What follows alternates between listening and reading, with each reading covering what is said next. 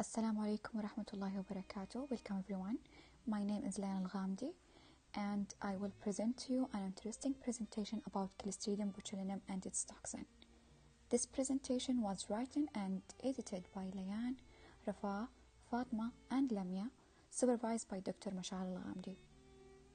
In this presentation, we're going to talk about epidemiology and toxicokinetic of this bacteria.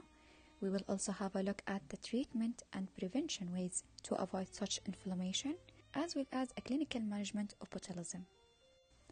The botulism is considered to be one of the most lethal toxins on the earth, important neurotoxin produced by Clostridium botulinum bacteria. If the poison spread on the whole body, it will lead to muscle weakness and then paralysis. تؤدي أولا إلى ضعف العضلات ثم إلى الشلل.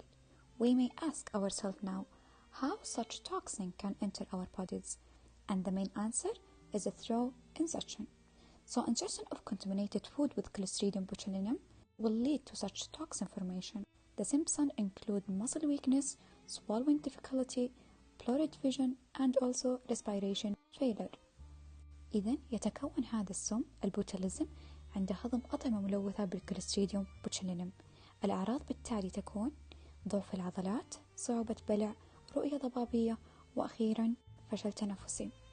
This toxin is easy to produce, store, and disappears, making it a focused defense organization. Symptoms of foodborne botulism typically emerge from 12 to 72 hours after ingesting contaminated food, though they can appear as early as 2 hours or as late as 8 days. Now we will talk about a kid case. As we see here, we have a 40-year-old boy with the botulism, characterized by a weakness of the eye muscles and the dropping eyelid, showing in the left image, and dilated and non-moving pupils, showing in the right image. This youth was fully conscious. هذه الحالة لطفل مصاب أو مسمم بالبوتيليزم، تظهر عليه أعراض ضعف في عضلات العين ونزول في الجفن كما في الصورة على اليسار. أما في الصورة على اليمين فهي تظهر المريض ببؤبؤ جدا متسع ولا يتحرك، علما بأنه كان في كامل وعيه. Spores of the Clostridium botulinum are widespread in the environment and can survive extreme conditions, including boiling and typical cooking practices. While a human often ingests the spore, they usually do not germinate in the instance. Toxin production occurs only when the spore germinate, which requires specific conditions: anaerobic environment, low acidity, a pH below 4.5, low level of salt and sugar, and a temperature between 3 degrees Celsius and 37 degrees Celsius, depending on the serotype. In the treatment and prevention, the modern clinical practices have decreased the botulism mortality rate from around 60% to less than 10%.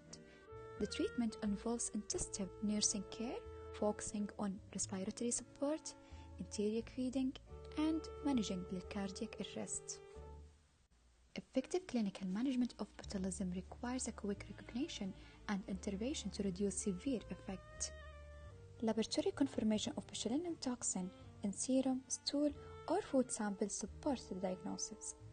Treatment involves administering botulism antitoxin to neutralize the toxin and prevent further paralysis. Public health education on prevention includes safe food handling and awareness of risk associated with honey and improperly canned food is important to reduce botulism incidence. Last but not least, early diagnosis and treatment with botulism antitoxin are crucial to improve survival rate. Preventive measures such as proper food handling and public health surveillance are essential to reduce the risk of outbreak. Well, this brings us to the end of our presentation. Thank you very much for listening, and for more information please take a look at the reference. Thank you so much and be safe.